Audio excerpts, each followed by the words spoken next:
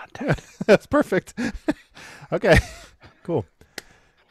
All right. We don't need to do a silence because we're not editing this show anymore. It's pretty awesome. We are off the rails. All right, let's just jump into it. Hello, and welcome to the Static Void Podcast. I'm Jess Chadwick, I'm Todd Snyder. And I'm Chris Gomez. and we are your hosts.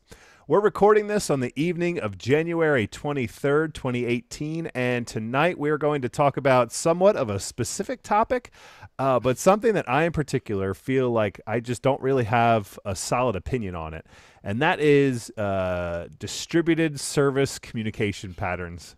No, actually, hold on. That was kind of boring. Let me try again, and I'll add a buzzword in there. What's the best way for your microservices to communicate with each other? So, I mean, I'm kind of joking, but the issue that I'm really trying to figure out, and it is applicable to microservices, but really it's any other time, anytime that you have multiple components that need to communicate, kind of what's the best way to do that, or what there are a bunch of ways to do that. How do you choose which one that is appropriate for your particular situation? And I'll start out with just kind of giving an example. The thing that has really rubbed me the wrong way, and I still to this day, the architect in me is really, really kind of annoyed because I still am not like confident about what the right pattern, even for that specific example, was. And that was we had basically a pretty basic end tier application, right? We had a website and it contacted a middle tier service, which contacted a database to get some data. Basically a CRUD operation across the board, not real complicated. And we decided to, it wasn't my choice, but I certainly went along with it. We decided to insert a service bus in there. I think it was end service bus, right? And so rather than having the UI directly contact the middle tier service through like a web service call or something, an RPC style call, we instead put a message on the bus and waited for a response message to come back from the bus. And this allowed us to distribute the processing amongst a bunch of different workers on the bus and blah, blah, blah, blah, blah, right? And that's why we did it for scale. But it really just seemed to slow everything down. And for me, I was never really comfortable about the fact that I was never really guaranteed a response. And given that kind of specific example, let's start out with that one. And really, I want to talk this through. This is kind of like a therapy session for me, really. I just got you guys together just to, help me solve my problems.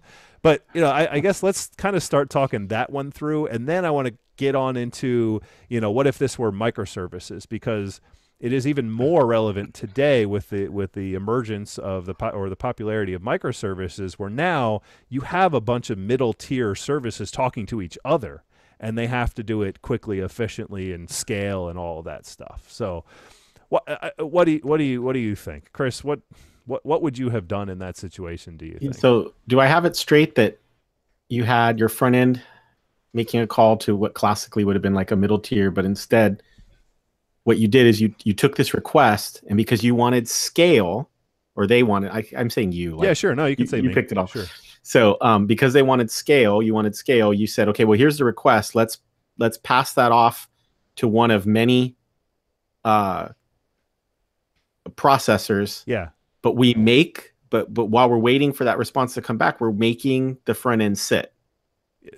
It's not like when you call the middle tier. Yes. And even though the front end has to sit, the middle tier is going to go fetch the answer and return all in the same HTTP request. That was still happening, but what you were waiting for was yet another call out to a set of... Exactly, yeah. Well, it's the competing consumers pattern where you're like, let me fire a message off to this mysterious farm of processors. Workers. There could be one, there could be 100. I don't care. Yep. And then what felt funny about it, I'm sure, is that the front end is sitting and waiting, when what you probably really were thinking in your head is, if I've already made the choice to fire a message off to some mysterious place, then I also have to accept that I don't know when the response is going to return, and I need another mechanism, or if it's going to return. Yeah. And I need another mechanism, something that's maybe more WebRTC or WebSocket based, that will send a message back to my front end when it's ready. Well, no, so this isn't the front end, right? This is all server side. So the browser is sitting there waiting for their synchronous request, right? So that's a normal HTTP request, and now I'm sitting there on the server, and all of this is happening on the server. So the server sends out a message on the message bus and is expecting another message coming back to it on the message bus correlated to that first one, right? Effectively a response to the request that it sent out. Yeah. Right. So Yeah. a matching message, a return message. And I'll throw in another little thing in there. This was, I was minimizing, I was saying it's a basic CRUD application. And one of the aspects was that we did have some complex operations when you updated a record or something, or you did something and you were making changes to the back end state or something. Some of some of the operations could get pretty complex, and they really did deserve this kind of scaling model, right? But since we had that model in place, we also went and decided to go ahead and do it for the gets as well. And that is also another aspect of this too, right? Yeah. And so that kind of plays into CQRS, right? Where it just kind of says, well, just use your gets, just simple, go right to the source, and all of the updates can be this complex, scalable thing, right? If you want gets to be simple, fast, maybe even as much in memory as possible. Yeah. As close to the, and these are all difficult problems, but if you can get everything in memory close to the source, then oh, what's this answer? What's my address? Oh, you've got it. Great. Yeah. Instead of, all right, let me put a message on a bus to tell somebody else. Can you put a message back on the bus that I need my address? Yeah. I understand why that feels weird. In fact, I have been part of something similar. It did work, but then you start to wonder as you keep adding hops, what was each hop? Was it 100 milliseconds? 80? I don't even know. Yeah, I don't even know. Let's say they were 60. Yeah. You make 3 of them, and now you're 180 milliseconds. You haven't done anything else yet. Yeah, right. Yeah. Which ultimately is the challenge with all this technology, is balancing the benefit to the cost, right? I mean, think about it just from a simple web page, right? If I have a web page, I want to make 3 different requests. There's a cost making the 3 requests, right? Ideally, I'd make a single request. Yeah. Which is sound like what you basically were doing. You're making a single request to the server, and then from the server, there was a complex operation of some kind. So it's like, instead of just calling 3 things itself, you put it into a message bus. Yeah, I mean, for the sake of argument, let's say that some, certainly not all, but some of even our GET requests were like aggregating data from different sources and returning that one object, right? So even some of our GET requests were not that simple. And that's why with the popularity of microservices kind of coming up lately, it's been really hitting back home again for me, because it's reminding me of this thing, because now that's kind of what happens, right? You send out a request, and you've got a customer's microservice and an orders microservice and a products microservice, and they all have each piece of the puzzle, and then you have to aggregate them together. And that's like the pattern of microservices, right? To completely oversimplify it. I mean, do you want to challenge that? Am I totally off in that oversimplification of microservices? I think that in the pure software pattern definition, you're correct. Yeah. Having worked with similar systems for quite a few years, it falls down real quick. Sure, yeah. You're better off. What you end up doing is building another service on top that kind of orchestrates everything. Well, sure. No, but then you're just kind of bumping that problem up, right? You're abstracting the problem. You still have data in 3 different places that you're putting together in somewhere, right? And that is multiple calls. Going back to Chris's point of 100 milliseconds and multiple calls, those calls may be happening in parallel. And let's, for the sake of argument, let's say that my system was doing that too, was making those 3 calls in parallel. But well, this gets into a whole other realm of problems, right? If you're trying to aggregate data in real time, that's a huge cost, and it affects scalability more than anything else. Yeah. Right? If you have 100 users who are trying to aggregate data, it works fine. If you try to do 10,000, 20,000, then you need lots of machines, lots of microservices even to make it work for a few. Which is ultimately, I think, the challenge here is when you think of design patterns, right? The first good rule of design patterns is it the right pattern in that context? When you're adding message buses and this idea of distributed computing and things, you are inherently going to take a hit from performance.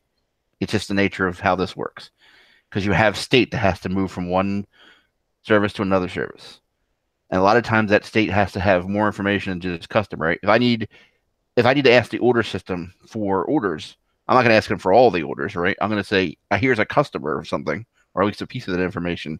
Go give me all the orders for this customer. Well, now you have all that state being moved around, and somewhere you're aggregating it all together. There's this huge cost, and every time you cross the wire. That's a good way to look at microservices.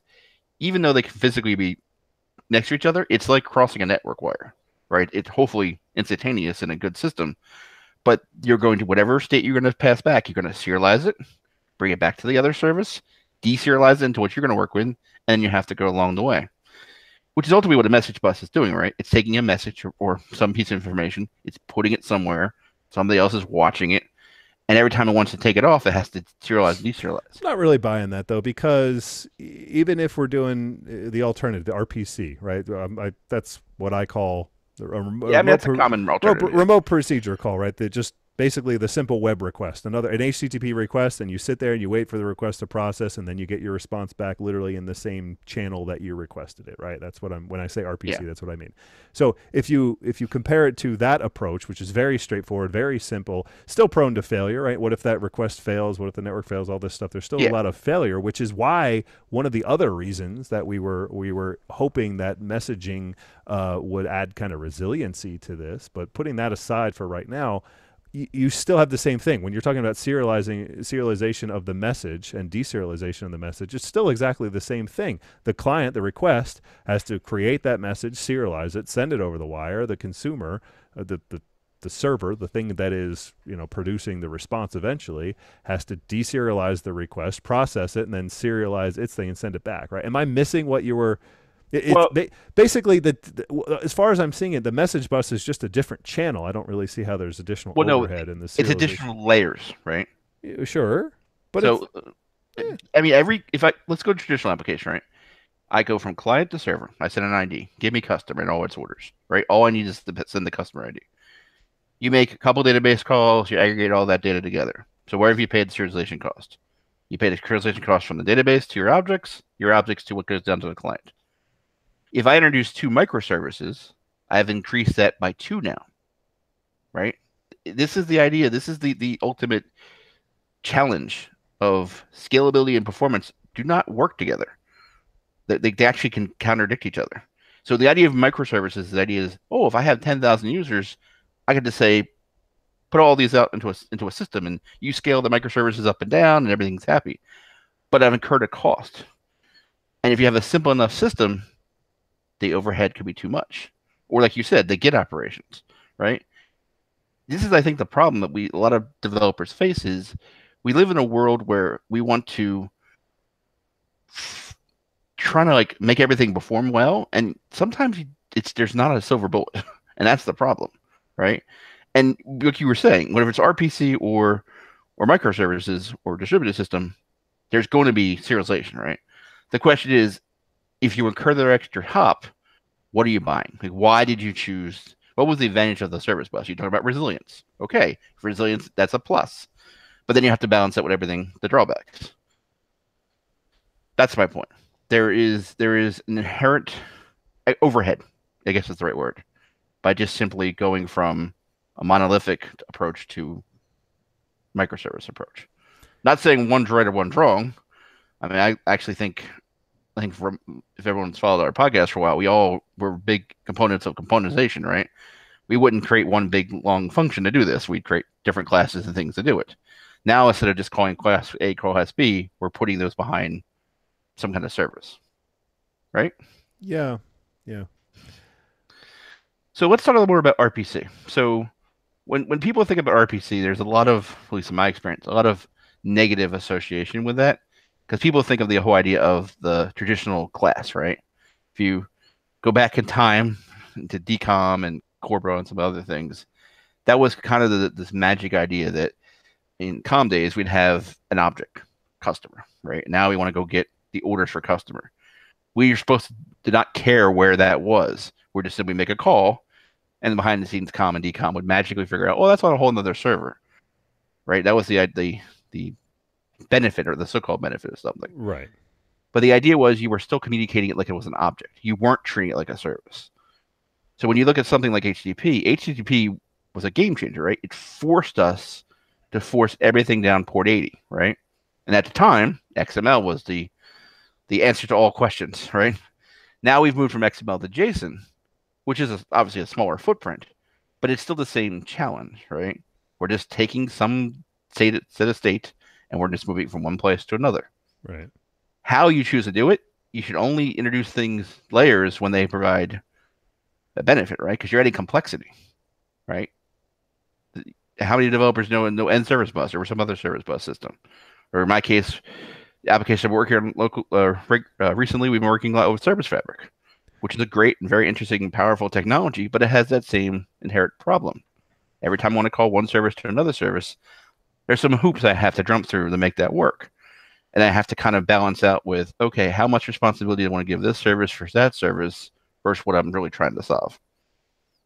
Right. No, and I'm hearing you. I think it might be helpful to back up and kind of zone right into the very specific idea of, because you're talking about, using the right technology and the right avoiding hops and all this stuff. So let's get back into using the message bus, specifically the kind of request response pattern of the message bus, which it seems many, if not all, of the kind of popular message bus and service bus and others, or even the message queuing systems, ActiveMQ, RabbitMQ, they seem to support this, which is the ability to kind of correlate messages, or even at least the API allows you to say, send out this message and wait for the other one to come back, right? Wait for the response to come back. Yeah. That feels, on the face of it, it feels wrong to me. It feels like an abuse of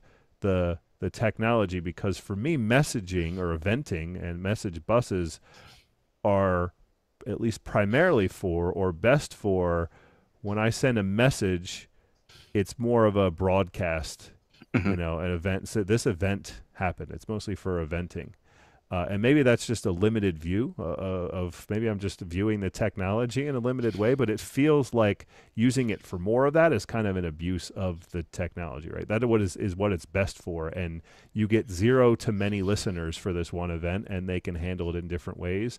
And however long it takes them to respond to it or react to it, or even if there is anyone reacting to it at all, is really kind of irrelevant to the one who sent it. And once the one who sent it is sitting around waiting for a response to come from somewhere, it feels kind of weird, because, first of all, there's the chance that nobody actually hears this message, and therefore doesn't respond to it, or doesn't react to it, let alone respond to it. And then the opposite, which is many handlers respond to it, and now the requester or the sender is now left with having to figure out which response to use, right? Yeah. So you said a couple different things there. Chris, you have gonna jump in? No, go ahead. I'll come after. You said a couple different things, and if you ever worked with like BizTalk and stuff, correlation has an entirely different meaning than I think the way you were describing it. I mean, ultimately, right, the idea of a message bus is or any kind of messaging system is, it's a queue, right? I want to put something on the queue. Yeah. Somebody's watching it. Ideally, they're taking it off the queue, and at some point, they're putting something back on the queue. And then it's up to you, your original client or your original guy who stuck it on the queue, to watch it, right? Watch for his messages. And you're forcing, what you end up doing is you're forcing a async operation to a synchronous operation. And I think what you're questioning is the idea you've actually added so much overhead for something you wanted synchronous. So the benefit you were gaining is eliminated. I'm not sure about that, because one of the main benefits, especially when we relate it to microservices, is the simplicity of discovery, right? Now, I'm no longer, in order to make an RPC call to an endpoint, I need to discover that endpoint. I need to know what endpoint I'm calling, as opposed to just interacting with a queue and just popping a message on a queue and saying, I know this is going to get it to the place it needs to be. Right. Well, it depends. Like, if you've turned your system into a series of events, like you were saying earlier, the customers change their address. Who cares that the customers change their address? Maybe as the front end, I don't want to know. I don't want to think about that. Billing cares, and operations cares, and shipping cares. Maybe and this is how you've designed your system. How do you view the world? If you don't want to care about those things, then messaging is a fire and forget operation. Like, I've put this on a queue, and then whatever happens. But what is a little what I think leads to the pattern of, well, let's also wait for another message to come back on the bus, is that's a little unsatisfying to the front end, because on the front end, you have this instinct that, well, I want to see the update. Yeah, right. Well, yeah. So the programmer in us says, well, don't I have to query again to see the update? And I think maybe if we go to the eventual consistency gurus, their response might be, well, you already know what the update is. So as the front end, just show it, show the new address.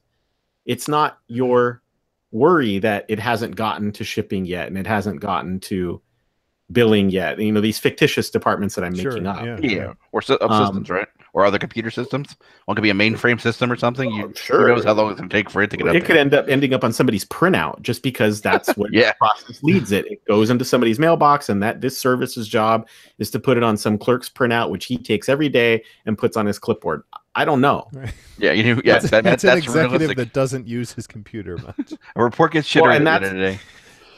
And that's what, and I think from the eventual consistency point of view, they're like, you don't know how long that consistency is. But I don't want to get too far away from what you're saying, Jess. I think what happens here is somebody, when you go to implement that system, it's because you go look at the features of what a message queue offers. You just said, like, most of the major messaging systems offer this, but what they're really offering is it that we're attracted to it because we're getting free retry and free circuit breaking, and free load balancing, load balancing, and we go, oh, it's and great, we're getting all of this for free, but we're turning what was meant to be an asynchronous message system, to Todd's point, into something synchronous again, and so it feels wrong and broken. Yes. So, Chris, Well, I think you hit I on, think it's you keep both of you now. I mean, Chris were quoting Todd, but both of you have talked about synchronous and asynchronous, which are very interesting terms, and I think that is kind of at the root of what I'm upset about. But when I kick a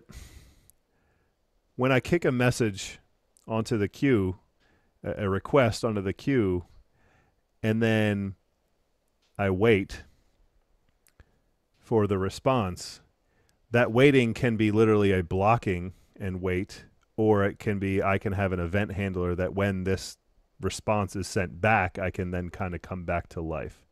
I don't really know what I'm trying to split hairs about, but I am splitting hairs about the term asynchronous and synchronous, because I'm not sitting there blocking. You know, I can kind of free up the thread in the most rawest sense of asynchronous. But I was specifically talking more about from the.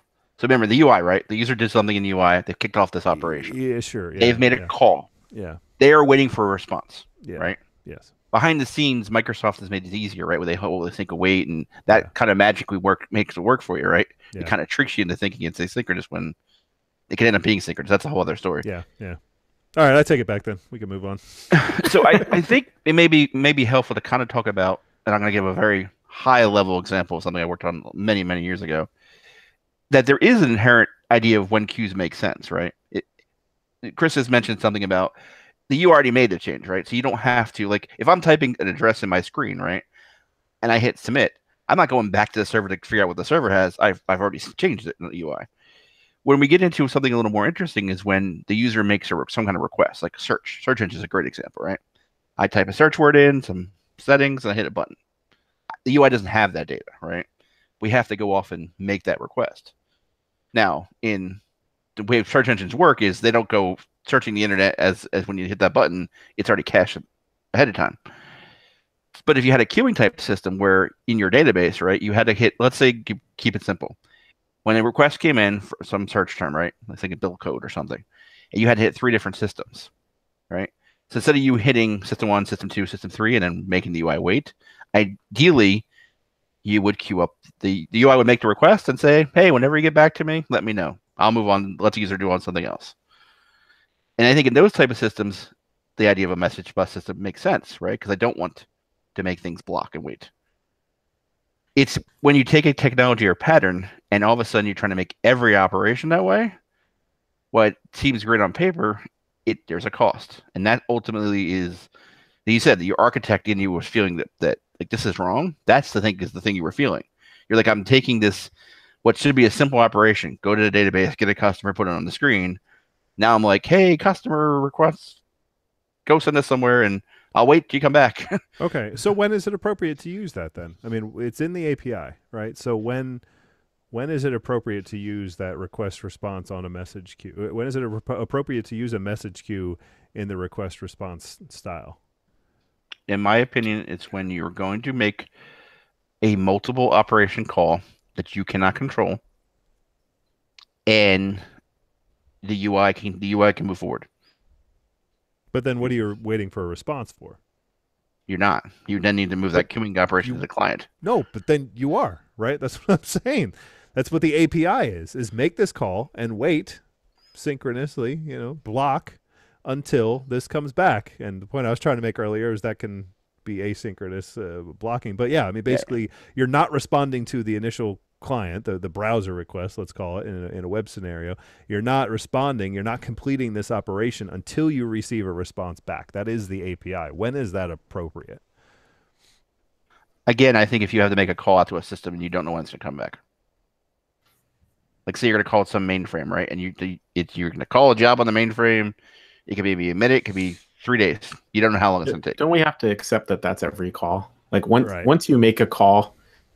Well, if you control it, right, you have an idea that if you're going to call your database, there's an expectation that it's going to be seconds. Sure. And I think we get very lucky in that we can make a lot of these calls without even writing a line of code that thinks about failure, timeout, server disappeared, and we get away with it because the default want broken. We end up just telling the user, sorry, it couldn't be completed. It refreshed. And the users live with it, right? They just live with it because we don't come up with, and these are super, super hard problems to say, okay, what are we going to do when the user just simply does something as dumb as checks a box and our server is not there to handle it, right? It just didn't work. And you get the feeling, and I'll go ahead and pick on somebody. I get the feeling that these are the kinds of issues that folks like Amazon think about, because they are bound and determined when you say you want to buy something that they are going to find a way to sell it to you. Yep. You add it to your cart. It keeps sending you reminders. Hey, this is in your cart. You didn't buy it yet.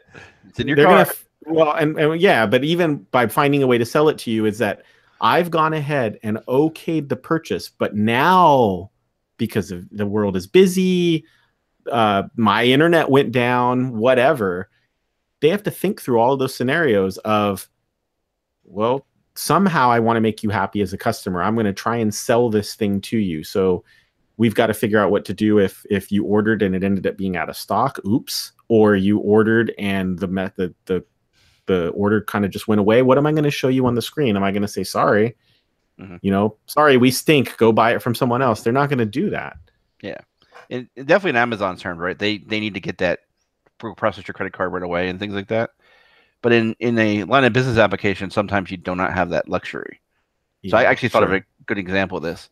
So I had to work in a customer system where a user would check a box that says, all right, I want to purchase the order now. I want to make this a real thing. I've done my work.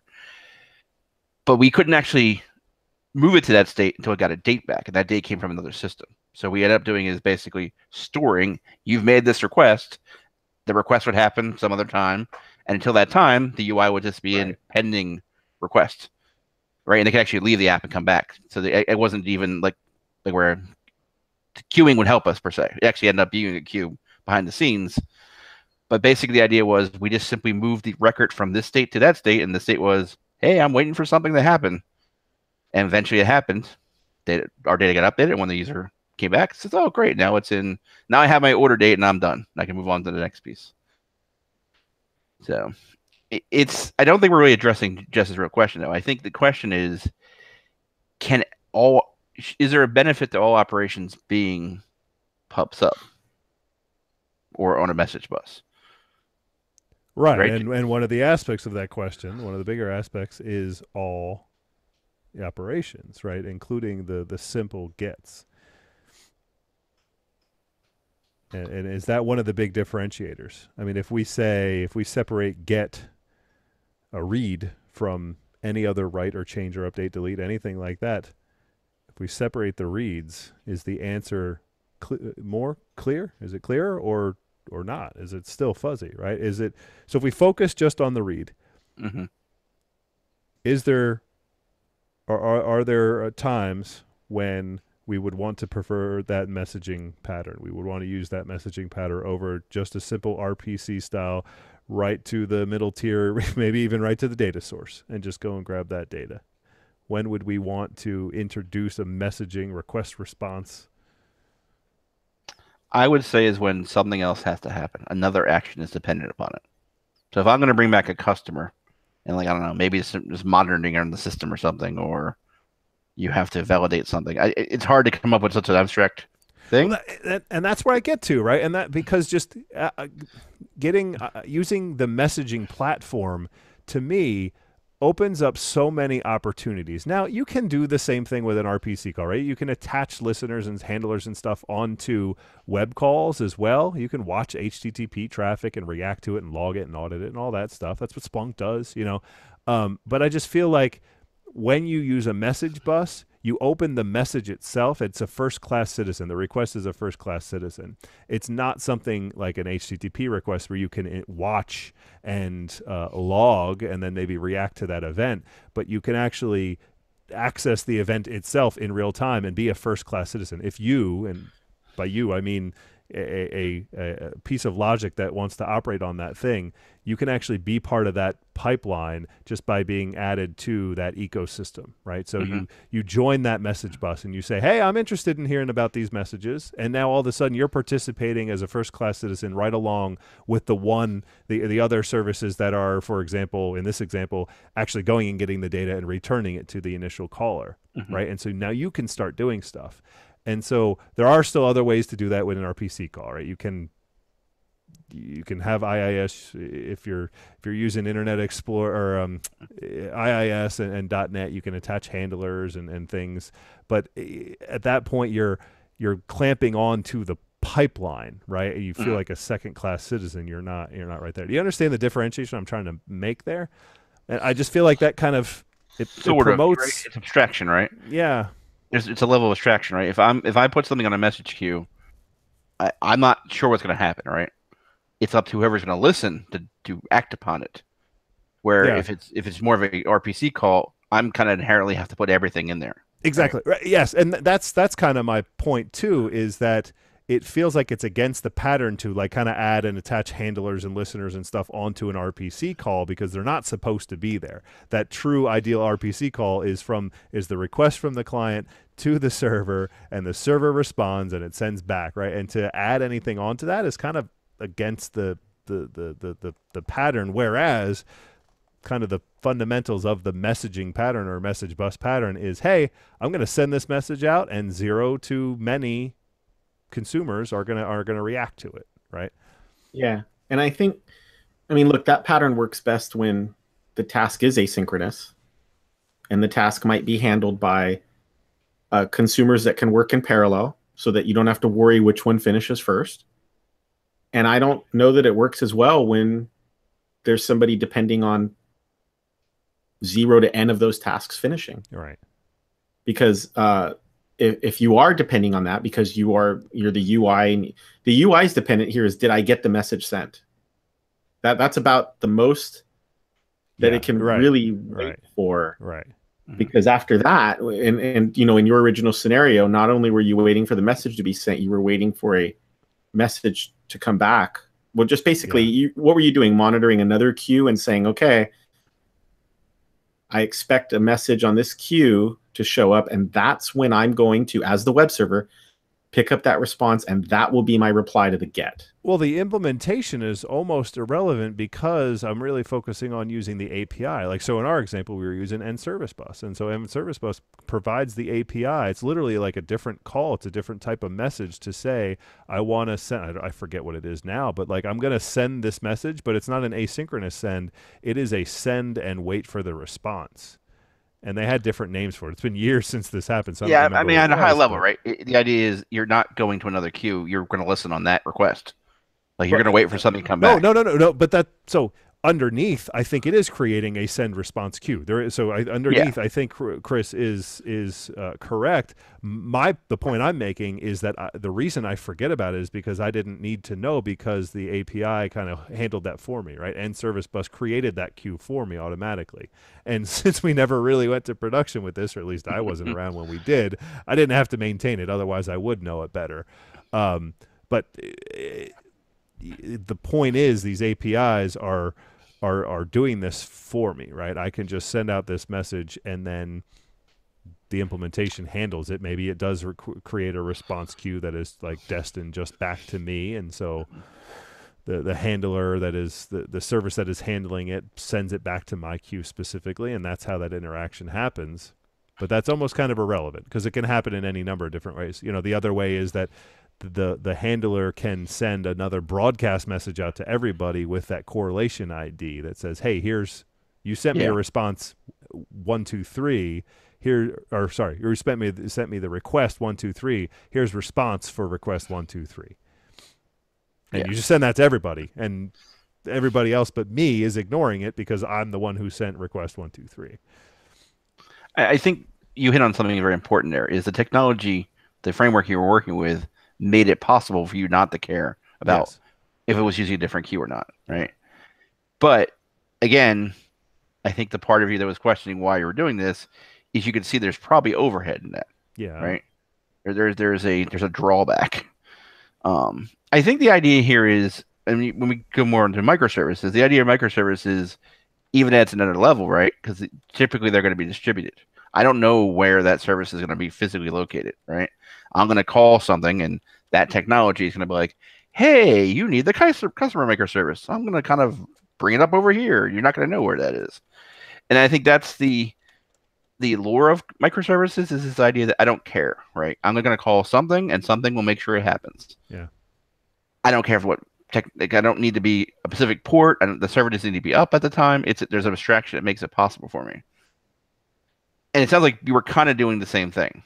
You were kind of trying to get that microservices advantage. You were just using a service bus to do it. Yes. Yeah. Yeah. Right. You know what? I just want to take a minute to stop here, not for a commercial break, because we don't have commercials. You're welcome. But just to point out that I feel like some more senior architects have been screaming at this show for probably quite some time. Probably at me for how ignorant a lot of the comments I've been making. I just want to point that out. I feel like it's probably true. It's probably true, right? Like, don't you understand? There's a simple way.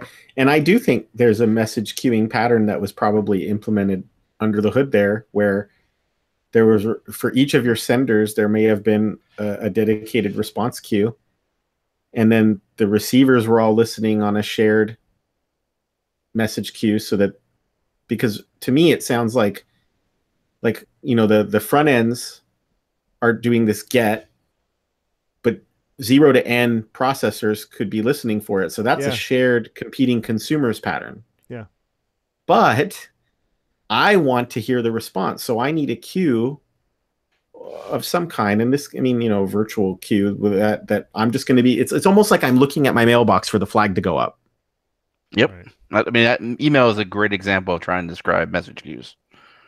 Yeah. It's the same thing. The difference is, instead of being an email that someone reads, it's a system. Oh, I got a new email. I got to do something. Back in the old days of the internet, that's how the internet actually worked. No, and right? I get that. I get that, but that is a good metaphor. So let's really just beat that metaphor to death. So when I made the comment earlier that it's just a different channel, and I meant that in the most vague way possible, right? When we're comparing even just vaguely the RPC to messaging, and I'm trying to accomplish the same thing, which is get my message from me to you. Let's say you, Todd, right? I want to send a message, and let's talk about mail. Not email, but let's talk about actual snail mail, right? I've got a letter that I want to send from me to you. I can take it in the RPC metaphor here. The RPC call is I go and I literally physically walk it to your house. Yes, which is easy because you're only a couple miles away from me. And then I grab the letter from you. You respond to me right there. I sit there and I wait for it, right? You knock on the door. And then, I knock on the door and you say, oh, thanks for sending me the letter. I'm going to sit right here and write you one back while you're waiting. I say, great, that's great. Yeah. And I grab that letter and I walk back to my house, right? Yeah. Versus the postman, right? I go and I put that letter in an envelope. I put it in my mailbox, and then the postman comes. I see the postman come and take it out of my mailbox, and then someday it'll get to Todd. Someday, Probably 3 days. yeah, and I'll sit there and I will wait. I will wait for that flag on my mailbox to go up for the next week because I cannot wait to hear back from you, to hear what you said. And then one day, maybe not. It could be 2 days. It could be 7 days. That flag's going to come up. I'm going to go and I'm going to get that message. Yeah. So the reason why I think this pattern ends up being chosen is because for whatever reason, maybe because it was something an architect read, or it seemed like a good idea at the time, or it truly saved some time, is decoupling the workflows was favored over latency. Yeah, that's a good analogy. Right? Because you decided that it was more important to decouple even the act of receiving the message, like of receiving the response. That's even been decoupled because I don't want to think about it. I just want to watch a message queue. Yeah. And when it comes back, then I'm going to pick that message up and now I can finally give the get response back to the first web browser call. Yeah. Where in a traditional, if we go far enough back and we talk about how web server used to call application server, used to call database server, the get would come to the application server, it would make a SQL call, come back, and it was all happening really, really quick. And if you wanted to cut that latency down, you get rid of that second hop too. Yeah. And you try to get as much of the final data as possible, as close to the web server as you can, if not in a cache, right on the server. That's a great example, right? And so, first of all, you guys, both of you, have keep coming back to performance and latency, right? And hops and all of this stuff.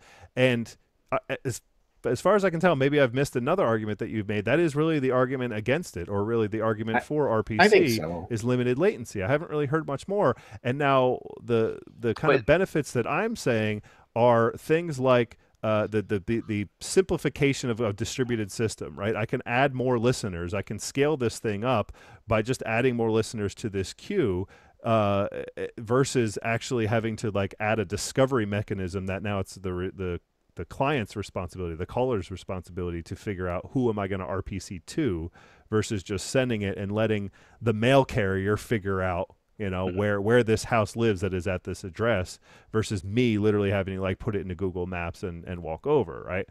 We're really killing this metaphor. Hopefully it works out. I mean, you're on the right. How did we used to solve this before? We used to solve this before with a load balancer. Yeah, saying that your GET request is going to go to 1 to N application servers, but the on the flip side, the data was on big iron because that scales up. But so I'm coming back at that by saying we've already kind of N-tier architecture is kind of an accepted pattern, and honestly, as I'm saying that, I'm now thinking back to CQRS, which is saying, hey, in the GET NQ or N-tier is probably not the best, but. Yeah, right. Taking CQRS aside, we have, as an industry, we've kind of settled on N-tier, and we've kind of accepted that second hop to the database in the spirit of, putting the logic on the server on the middle tier and keeping the data in the database, and that encapsulation and keeping those separation of concerns. Yeah, but then the first thing we do is implement a cache on the web server so that we don't have to go back to the database for performance reasons. Yes. Sure, of course. Latency versus. Correct responsibility, I guess. It's the idea of most times you don't care what's in the database, you care what's you have a memory, system data. And I think a couple of things are important here is if you have a system, right? Say your server's in New York and your customers in Hong Kong, the latency is going to be bad. There are actually going to be times where the latency is so bad you actually need a queuing system, right? Yeah. Or you're introducing caches or other things. You use distributed computing to solve that problem. Yeah. But I think or for other reasons, the network is so fragile that errors happen a lot. And I think the idea with RPC is it's a somewhat predictable result, right? If I'm going to call service X, I can test and say, okay, that's going to take 3 seconds to get that data back, right? And as long as I don't ask for millions and millions of rows, generally it's going to be 3 seconds. The minute I introduce a messaging system, I don't know how long it's going to take. Mm-hmm. I'm gating decoupling at the overhead of not having that predictability. Okay. And by doing that, I can scale up, right? Because that was the idea that, all right, if I can put 10 things listening on here, well, then the responses be real quick.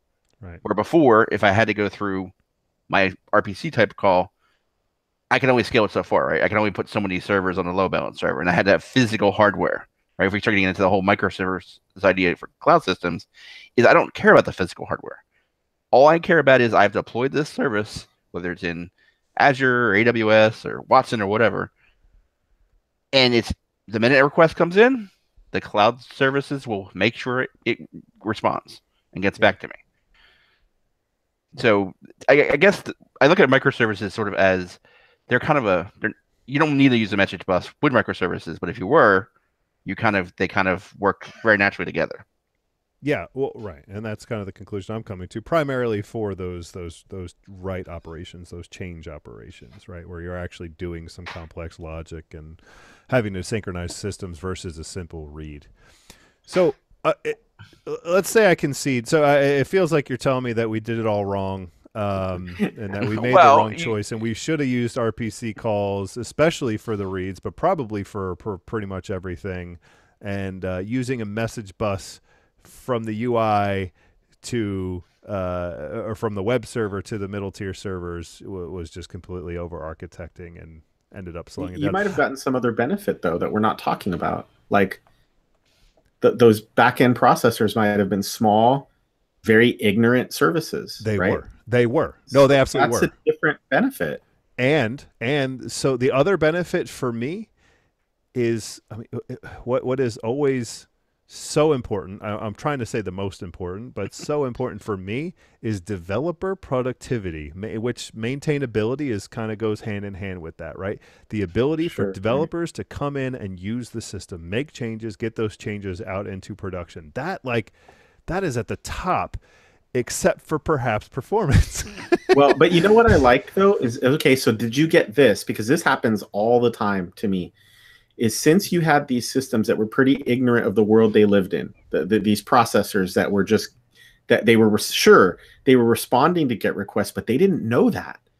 They could be tested with simple console hosts, right? Yes. Yeah, absolutely. Absolutely. Run a console host and test the service without this. This is a term I use at various places I've worked all the time, is I will complain to my team that I really hate, in order to test this, I have to set up the whole enchilada, and it bugs the crap out of me. Yes. And I bet you it happens at most places you've ever worked on, most products you've ever worked on, is that when push comes to shove, in order to make the smallest change, you need to set up, quote unquote, the whole enchilada. Yes. And you were trying to avoid that here. Well, not, your team, by having tight, small, ignorant services that took a request, gave a response, in even somewhat of a functional way, like, for this request, you get this response. Absolutely. I don't care who you are. Absolutely. You might be a web page. You might be a Raspberry Pi. Yes. You might be a SneakerNet. I don't care. Absolutely. No, and that absolutely is. So there's a couple of benefits that were just blatantly obvious that were, to me, one of the reasons why I had such a problem kind of saying this is the wrong thing, right, is because that was the most blatantly obvious one, was that we ended up having, instead of having an endpoint that is a web handler, right? And I'm using that term very specifically, meaning I take an HTTP request and I deserialize it, and then I do some stuff with it, and I send back an HTTP response. We ended up with classes, simple classes. Now, one could argue that you can achieve the same thing with something like WCF, right? We just create a class and then the transport is secondary. Absolutely. But we ended up with classes. And those classes were ridiculously small, and they were based on messaging, which I hate to overuse that term, but messaging meaning a contract, right? It had inputs and it had outputs. I'm basically just saying exactly what you just said, Chris. And not only that, they were small, right? And so we had a bunch of basically just classes that lived somewhere, right? And we were effectively doing, AWS Lambda, functioned as a service kind of thing. And the nice thing there is the worlds that they lived in, different code, right?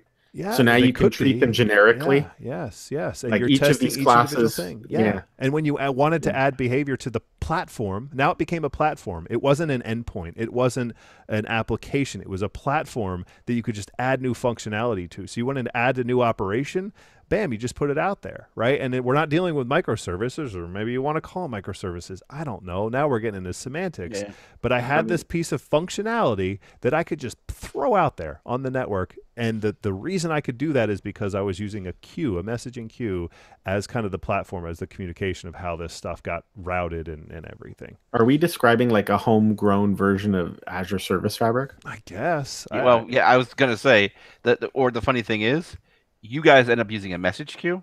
You didn't need a message queue to achieve that. What you needed was, in the old days, MTS or Enterprise Java Beans. Today we have things like Service Fabric that kind of will do that. That does that for you, right? I'm just gonna call a service.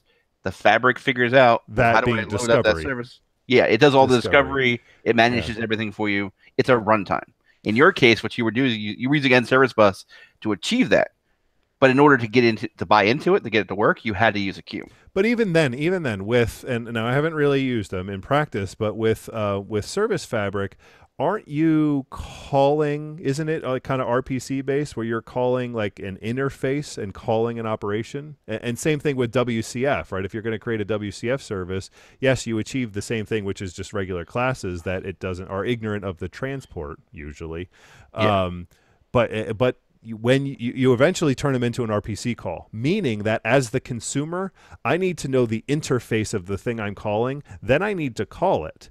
Versus the difference here between what I'm talking about and what you're talking about is when I send a message, I don't care about any of that. I'm not calling anything. I'm expecting that I get a response back. I'm expecting that I get a message back in a certain format, in a certain contract. In other words, I'm simplifying it down to when I send this contract out into Ether, I get this contract back. I'm not calling anything specifically. I'm just expecting that I'm going to get something back. So you are correct in the terms of Service Fabric, though I believe there's probably a way to get around it. In the terms of WCF, there was a relay. There was a relay service that would allow you to get away from that. So the idea was you call the relay service, and you would use SOAP. You would have SOAP message. The envelope would be the header would be where you want to go, and the message would be in the envelope. And you would just say, "Here, relay, you figure it out. I'm just going to call you." I've never even heard of that, which makes me think that it was either really complex or not many people knew it existed. Yeah. So, I found when it came to WCF, like after I created a service with some operations, and then I used Visual Studio to make the client proxy. That was where almost everyone stopped. Yep. Yeah. Well, yeah, that too. WCF was an extremely powerful system. Yeah. When I work with Service Fabric, I'm like, if I had this WCF, if I could just add WCF to this, I'd gain all these other things. Like the idea of the protocol would be not just HTTP, and I could easily switch things out.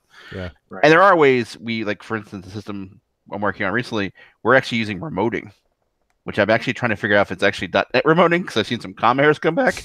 There's something great like working in 2018 you got a COM exception. I'm like, Microsoft, where? And I'm ready to get this. So where exactly are you getting that COM message from? Yeah. Well, so the problem with remoting is the versions of those contracts, right? That's generally based on. Yeah, and again, you get the abstraction because basically it's an HTTP call, right? It's a web API call at the end of the day. Sure. Yeah. Where what you end up doing is wrapping it, right? Because a web client can't call into the system. You need a physical HTTP endpoint to make it work. Yeah. But again, Service Fabric. The nice thing about Service Fabric is you don't care too much about that, as long as you provide some web API endpoint for an outsider to call. And then internally, you can make all the calls you want. And there's different ways. So then you're saying I'm wrong, not for using End Service Bus because I didn't use Service Fabric. Well, no. You picked the technology, and the technology took you down a pattern. The pattern there was you needed messaging. No. I mean, we chose End Service Bus because we wanted to implement this pattern. Okay. And End Service Bus is one of the better ones to do that.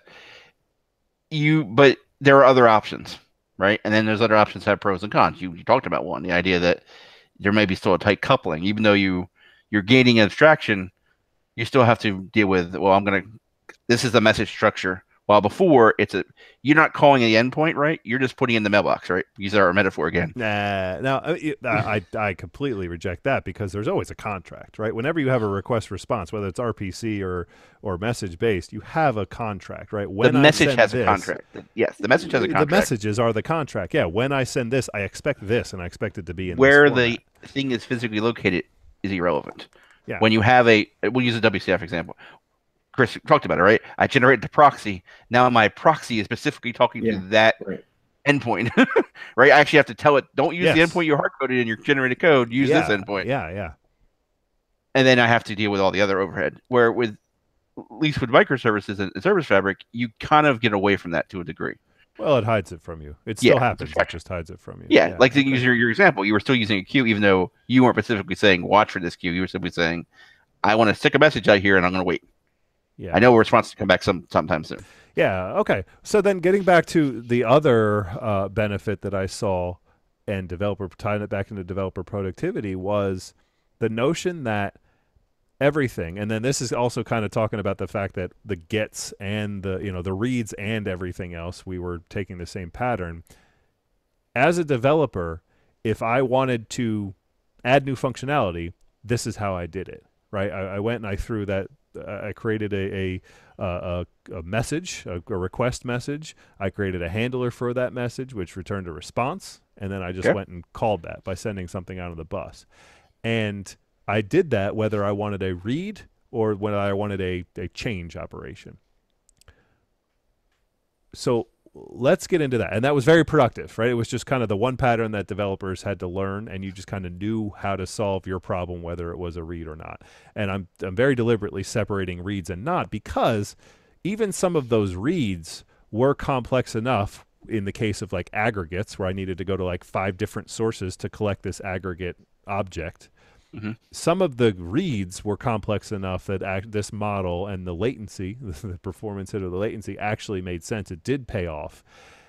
But then we just said, for the sake of simplicity and for the developers just not to have to really worry about it and think about it or prematurely optimize it, we just said, just use the same pattern for everything. You have a hammer. Here's the nail. Exactly. Tell me why that's wrong. Well, tell me why we were wrong there. I mean, you could argue the simplistic of patterns, right? I could make the decorator pattern solve all problems when strategy is a better thing for replacing a case statement. That would be my argument there, that, yeah, the message bus makes sense for these set of operations, but other ones, no. Or maybe what you do is you have a single listener, right? You simplify it somewhere. Where you say, all right, when I get this kind of message, just go over here and handle it real quick and then respond back. There are ways to make it work. Yeah, but without getting specific requirements. To me, that's ultimately right. When you talk about things abstractly, they all make perfect sense, right? Yeah, but it's not the difference between a case statement and a strategy pattern. It is distributed systems, right? And making that a little bit easier for the developers en masse to address, right? And so let's say you have a team of average or even above average developers, but none of them are geniuses. And it's not that you don't trust them to do the right thing. It's that if each individual is kind of making a judgment call for each case, the chance for making the wrong call kind of increases. Right? Or it works one way, but then someone makes a change that unexpectedly introduces. It changes the effect, the behavior. Right. Or you tried to give them small enough responsibilities that they could only mess up a small area. Yeah. And I mean, quite frankly, just talking the way we are about worrying about developers messing up stuff does make me uncomfortable, but there is a kind of a truth to it, right? Just going back to developer productivity, right? If you make it easy enough for the average person to do, then a genius can do it too, right? But if you kind of depend on all of your developers being geniuses, even the genius developers aren't geniuses all the time, right? No, yeah. Or they don't scale. Right. Or there may be a genius of one thing, but then they need to talk to DB2, and they're like, I'm not talk to DB2, I don't know anything about it. Right. But the guy's a database guy, he knows everything about DB2, but then he's like, well, how do I make this thing work? It would be so nice if I just had to get it at call and then I make my request to the server. Yeah, but so specifically tying this back to this pattern, right, in this approach, and the major drawback that you guys keep coming back on is performance, right? So basically, what we did was we sacrificed the performance of all the calls for developer productivity and whatnot. And if you can throw money at that problem, right, it might be cheaper than the developers. right. Yeah, the inherent thing that gets the elephant in the room is when the first system comes out, it's really good, but then if you keep trying to jam everything down the same pattern, you actually could make it more complex to maintain. Yeah. What you're trying to achieve actually could become an anti-pattern. And that's hard to know, right? I mean, and your approach necessarily didn't inherently have that problem. It's just the idea that you keep trying to force everything down that same messaging, and all of a sudden it just doesn't work. Or absolutely. Or again, what I've ended up seeing happening is people put abstractions on top, right? All of a sudden now they've put this monolithic system. They made the web API monolithic.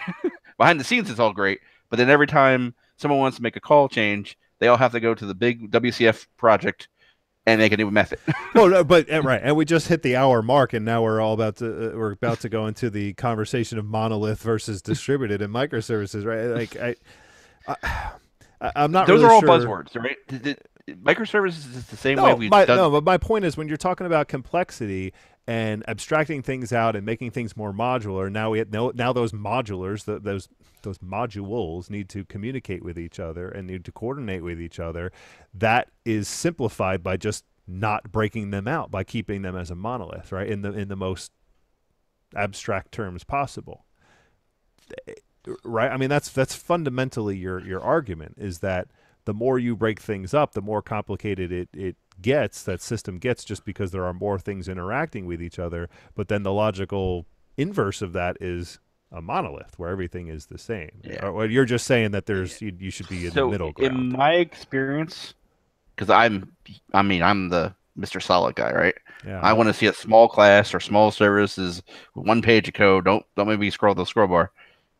In my experience, working with microservices or MTS back in the day, or any kind of distributed type system, where things start to get really complex is serialization. Right? The minute I put that behind some kind of, even with WCF, the minute I put it behind WCF firewall or service, everything works great, but then I have this complex object that doesn't serialize. So then what I'm going to do? I'm going to create a DTO, and I'm going to take my data and put it into the thing that does serialize. Well, now I've incurred even more overhead. Well, that's true anytime you're messaging between distributed systems, right?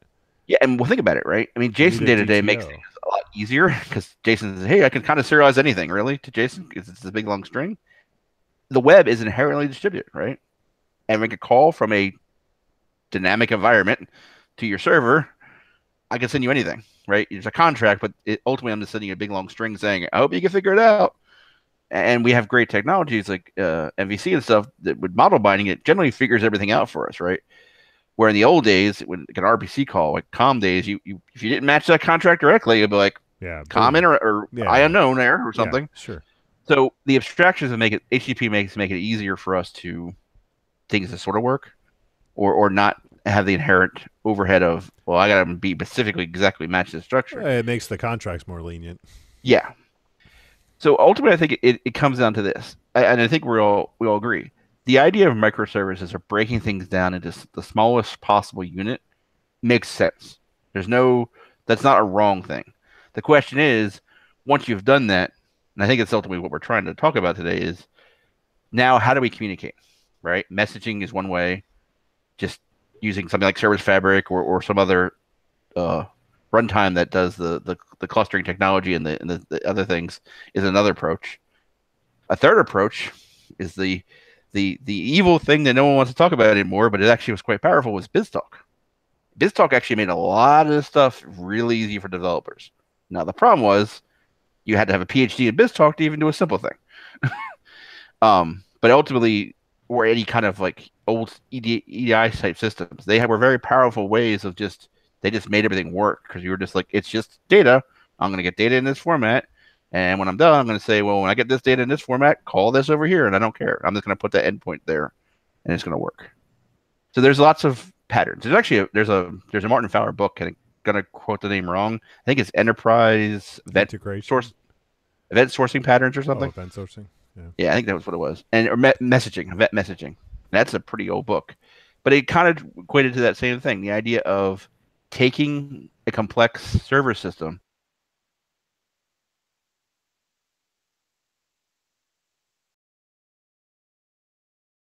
I see it, Chris. That's weird. I see you guys again now. All right, interesting. Anyway, just to kind of circle back. So I ultimately think by decoupling things and making microservices, you don't have to use messaging queue. There's advantages to using a messaging queue, which is that, like you were talking about, Jess, you're even more decoupled. You're just saying, I'm going to put this on the queue, and I know eventually it'll go where it needs to go. Yeah. I don't need to have any other information. I didn't even know there's a service, right? Which is ultimately a plus. You're going to rate your service. I don't care when you rate your service. I'm just going to be like, you and I have agreed on a contract.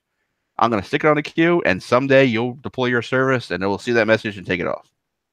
Yeah, and someday on my response queue, I'll get an answer. And this is what feels weird, though, right, Jess? Is that I'm still waiting for the response message just so I can complete the HTTP request that started this whole thing. Yep. And it feels weird, even though it's probably happening in milliseconds. It just feels weird. It's the same milliseconds that we ask the client to wait around while we call the database. Exactly. Well, right. It might be a few more milliseconds, but, right. but right.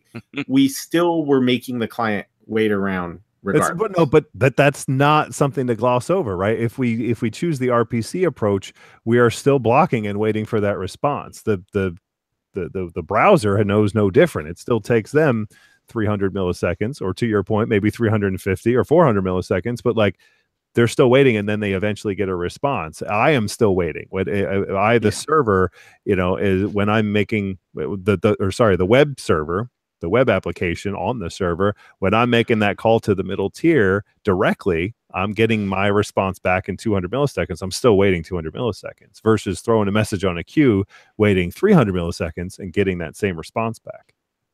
I'm still waiting. Yeah.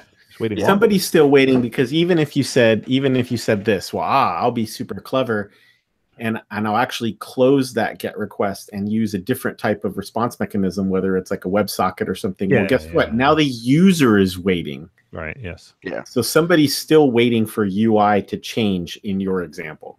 Yeah, I think really the only difference is when I'm calling a specific endpoint. In what my manager likes to say is that you have someone's neck to wring, right? Like if that service call fails, I know you're responsible for that. That service call is the one that failed, versus a message that just never gets responded to. I have no idea what happened. And just to kind of tie this all up and kind of close out the story, one of the big thing, again, I left before we actually got it into production, not because it was awful, it was just other reasons. But one of the things that yeah, right. A message on you and it never came back. So I came in. Just went to lunch. They're still waiting. They're watching. When is he coming back? I came in and said, guys, we should use End Service Bus, and then I quit. Have fun with that. No, before I left, what the last thing that we were really having problems with is diagnosing all of this stuff, right? We had all these services, we had all these messages being passed around, and we just didn't have the maturity there, the logging, the diagnostics, to really kind of visualize and see what was going on. And so when we did have that freak accident where a message went out and that response that we were expecting to come back never came back, it was like impossible to track down what actually happened. And I think that was really just kind of a maturity thing, where we needed to get that instrumentation in place, where if we did it, it might be easier to do, but that's also kind of an inherent drawback to this. This is actually, you hit on something very important, which is instrumentation is something I think as an industry we don't do enough of. Yeah. But when you introduce a queue, you almost have to, because you're inherently going to put it somewhere and you don't know what's going to happen. Yes. Right. When I make the RPC call, I know I'm going to make that call. Right. So I can simply say, I'm going to make this call. Right. And then, okay, it came back and it failed. Great. I'll log that message. It's in the IIS log. It's in the IIS log that it failed. I don't know what's going to come back. It may never come back. Right. And it could be my mistake where I put the wrong message on there. Right. Or I truncated something, or I didn't quote, right. The infamous, my text had double quotes in it, so it broke everything. Yeah. Right. So this gets back to it when I talk about BizTalk, is the idea that it kind of gave you some other stuff. But yeah, I mean, when we work with Service Fabric, we're actually taking advantage of application insights because it just works and it does a lot of good things for us. Yep. But we're buying into the whole platform, right? Yeah. So we're just going to go all of a sudden, okay, tomorrow let's move everything to AWS. No, we'd have to go deal with whatever AWS would give us that equivalent. But the same thing with Service Bus, right? The minute you made that decision to use Service Bus, you weren't going to go switch over to, I think it was Service Deck or some other ones that are out there that kind of do the same thing. Well, that was kind of the point I was making earlier, that the actual logic was in regular old classes, right? Yes. And we kind of attached them to Service Bus. It was kind of secondary.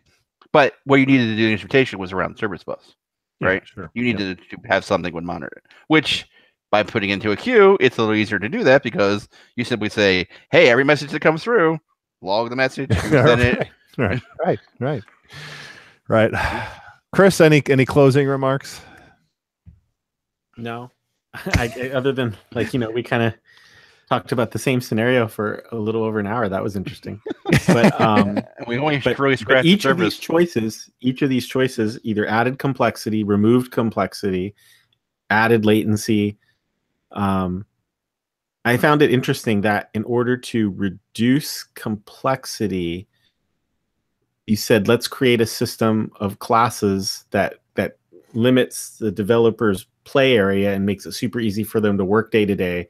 But at the same time, now the complexity got pushed to the diagnostic end because in the classic web server calls a database scenario, you're going to get some fat SQL exception that everybody instantly will look at and go, oh, I guess the SQL server was down. Like you read those exceptions in the classic way of doing things and you go, oh, okay, I see what happened. But in this new world, it's, well, we never got a response. What happened? Oh. Yeah. So you need to make sure that response, that SQL error message comes back in a way that whoever's going to listen for it can do something intelligent with it. Yeah. Right. That's actually been my experience too. With exception management, even becomes more critical. You can't return exceptions because it's going to just mess everything up. You have to wrap the exception and then have something that can handle wrapped exceptions and do something with it. Yep. And is it a poison message? Does somebody need to go look at it later? Do we need to have a dashboard with the poison message queue? And then but these messages don't belong in the poison message queue. They can be DQ'd. Yeah. And then in the Wonderful World of 2018, some 10-year-old goes to Reddit and finds out, there's some queue over here. I can start listening and do things with that queue. You accidentally exposed your queue on the internet. Oh, good. No, it's not like we're using MongoDB or anything. Let me guess. Your message bus secrets are in the GitHub repo too. Right? Yes, there you go. Perfect. Yes. All right, and on that note, and you listener, what do you think? We'd love to know. Like I said earlier, I'm sure some of you have just been screaming at your radio or whatever you listen to this on. Just tell me what an idiot I am and how I'm slowing down the system. Don't yell into just the air into your empty car or this radio or your radio or whatever ancient thing you're listening on. Get an iPod or something. Send us an email. Let us know. Go leave a comment on the website, staticvoidpodcast.com. We would love to hear from you. I would love to hear how wrong I am. Just let us know. Chris, or other show ideas. What is you're interested in hearing about? Yes, and say if you're tired of listening to me talk about how ignorant I am in architecture, what else would you want to listen about? Because unfortunately, that's all I've got is ignorance in architecture. So if you're He's a manager, don't let him fool you. If you're relying on us to come up with topics, that's what you're going to get. So you give us some topics.